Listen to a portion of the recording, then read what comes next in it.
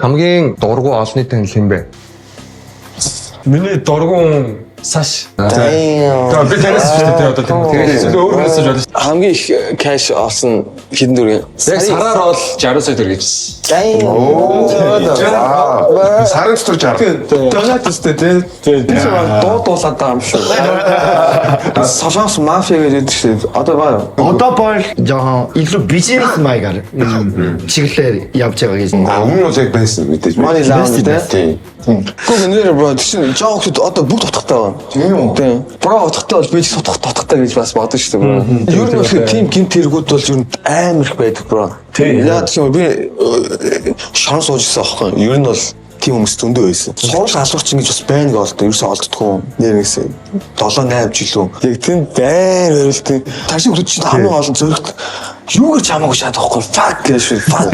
Би мишэл гаргаж ирсэн. Хаглаад шууд хүзүүн тулгад явдаг. Тэгэл за ингээл өгөх юм байна гэж бодоод амьд уу. Мэдгүй тэгэл бид чинь зугтаж байгаа шүү. Хавуулаа зөөлж ирэхгүй бол наа солонгос гэж буцахаар бол. Шатан дээр ингээд хүмүүсүүд хөхөө гаргацсан тий. Татар гэж мэдхүү гэл манусыг тэгдэг байхгүй. Мэднэ гэл тэсэлж. Манай жагаа татарын шана жинхэнэ татарын шана аав гэж манай жагаа өсрөөл орсон.